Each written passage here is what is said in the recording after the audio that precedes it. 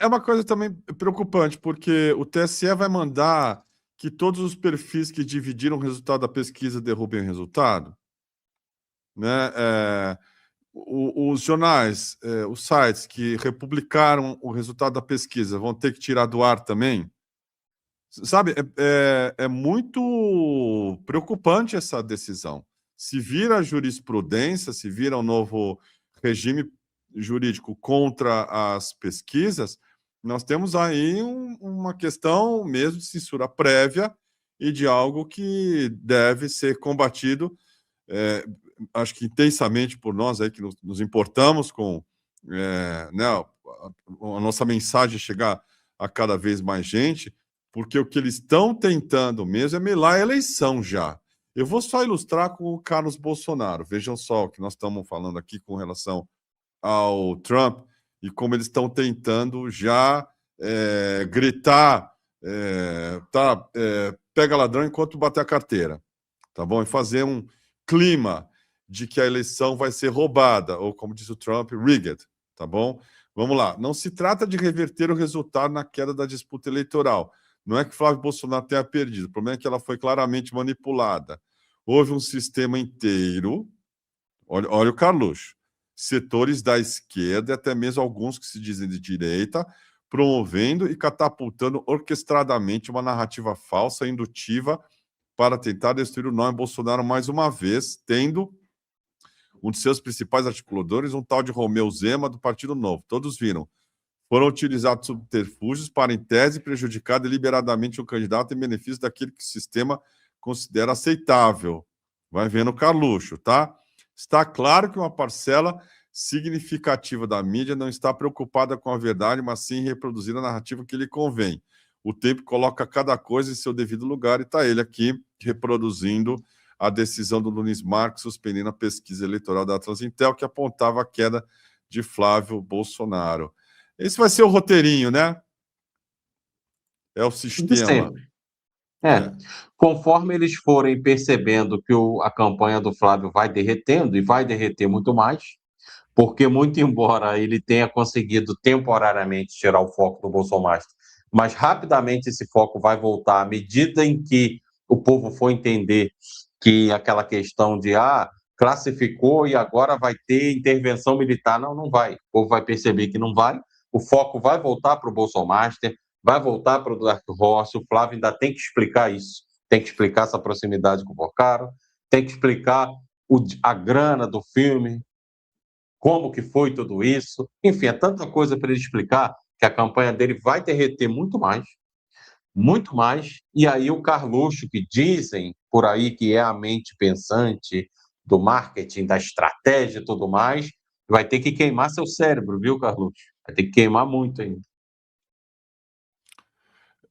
Nem o William Vac gostou desse negócio do Cássio. Eu vou mostrar aqui o comentário dele, que foi bom, na CNN. A gente sabe que o Vac tem aí uma predileção pela família Bolsonaro, mas nem ele conseguiu engolir. O presidente do Tribunal Superior Eleitoral, Cássio Nunes Marques, suspendeu uma pesquisa eleitoral que indicava perdas para o pré-candidato Flávio Bolsonaro, depois da revelação de áudios dele com o ex-banqueiro Daniel Vorcaro. A alegação é que a pesquisa teria manipulado os entrevistados para produzir o resultado desfavorável a Flávio registrado naquela pesquisa. Essa decisão do TSE causou enorme espanto. Começa pela suspensão de algo que já havia sido publicado em linguagem leiga. É a mesma coisa que fechar a porteira depois da vaca ter ido para o brejo. A decisão foi tomada graças a um artifício. O presidente do tribunal, referido ministro Nunes Marques, se autonomeou o juiz dessa causa, que já havia sido distribuída. Quanto à decisão em si de suspender, ela foi criticada fortemente por operadores no campo do direito. O presidente do TSE entrou no mérito das questões formuladas pela pesquisa, com argumentos que, na sua lógica, supõem que perguntas sobre eventos políticos, como áudios entre Flávio e Vorcaro, possam contaminar um levantamento eleitoral, quando se trata da coisa mais comum em pesquisas, e indagar também sobre o contexto político do momento. Parte da justificativa para suspender essa pesquisa está em opiniões que o CEO do instituto responsável manifestou sobre as consequências políticas negativas da revelação daqueles áudios. Em linguagem leiga, É a mesma lógica de invalidar a teoria da relatividade, pois Einstein fez algum juízo de valor sobre ela. A suspensão determinada pelo TSE toca, nesse ponto da suspensão, em questões de liberdade de imprensa e de expressão, enquanto vai seguindo um novo regime jurídico para retirada de conteúdo, graças ao papel do presidente. Pois é, meus amigos, olha aí. Cadê os VAC defensores chegar da nesse liberdade de ponto aí, né? expressão da extrema-direita? Sumiu todo mundo. Se até o VAC tá assim, cara, imagina o desespero da campanha do Flávio. O Lula retomou também a liderança nos meios digitais, segundo os levantamentos aí dos institutos que medem isso. Há um impacto, você tem razão, para o eleitor chamado independente, né? Sim, tanto é que o cara cai na pesquisa. Se não fosse preocupante, eles não estariam reclamando.